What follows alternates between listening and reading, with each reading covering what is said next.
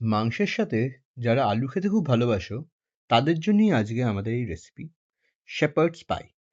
এই রান্নাটা যেমনি সহজ তেমনি ফাটাফাটি খেতে। তার জন্য আমরা ফ্রাইং প্যানে তেল আর বাটার দিয়ে দিয়েছি। বাটারটা গলে গেলেই আমরা এতে কুচিয়ে রাখা রসুন দিয়ে দেবো, দিয়ে এটাকে ভালো করে ভাজতে থাকবো।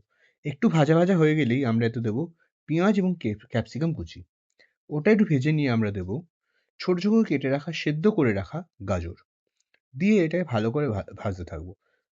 একটু ভেজে নেওয়ার পর আমরা এতে ১ কিলো চিকেন কিমা দিয়ে দেবো। এখানে আমরা চিকেন ইউজ করেছি, আপনারা চাইলে যেকোনো অন্য মিটও ইউজ করতে পারেন। চিকেনটায় ভালো করে মিশিয়ে নিয়ে একটু ভালো করে কষতে থাকবো। চিকেন থেকে যখন জল বেরিয়ে যাবে তখন আমরা এতে দিয়ে দেবো টমেটো এবং লঙ্কা বাটা, দিয়ে এটা ভালো করে মিশিয়ে নেবো। টমেটোর কাঁচা গন্ধটা চলে গেলেই আমরা এতে দেবো 3 টেবিল স্পুন ডার্ক সোয়া সস। জলটা শুকিয়ে গেছে, মাংসটাও রেডি। তাতে আমরা দেবো স্বাদ অনুসারে নুন, গোলমরিচ গুঁড়ো এবং সিজনিংস যেমন কি oregano, chilli flakes and mixed herbs দিয়ে এটাকে নাবিয়ে নেবো। নিয়ে একটা বেকিং ট্রেতে একটা সুন্দর লেয়ার করে রেডি করে নেবো। এবার এটা হলো মাংসের পার্ট।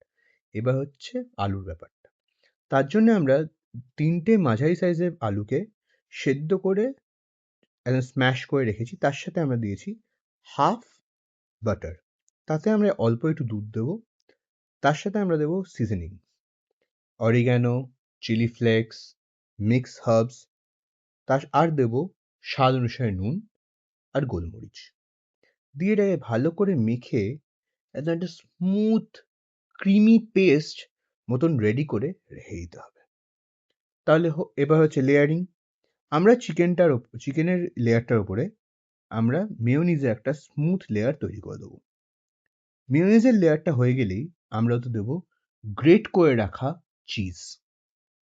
চিজ দিয়ে যখন পুরোটা একদম সুন্দরভাবে কভার হয়ে যাবে তখন আমরা দেবো ওই যে আলুর যেই স্মুথ ক্রিমি যেই টেক্সচারটা জিনিসটা তৈরি করেছিলাম, ওইটা একটা স্মুথ লেয়ার তৈরি করে দেবো, মানে একদম ফ্ল্যাট লেয়ার।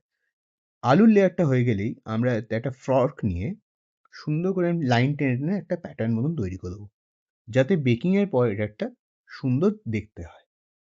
এরই মধ্যে আমরা মাইক্রোওভেনে 175 ডিগ্রি সেলসিয়াসে 10 মিনিটের জন্য মাইক্রোওয়েভটাকে প্রিহিট করে রেখেছি। এবার ওই 175 ডিগ্রি সেলসিয়াসেই এটাকে 25 মিনিটের জন্য বেক হতে দেবো। আমাদের পাইটা বেক হয়ে গেছে। এবার ওপর থেকে পার্সলে পাতা ছড়িয়ে দিলেই রেডি আমাদের শেপার্ডস পাই।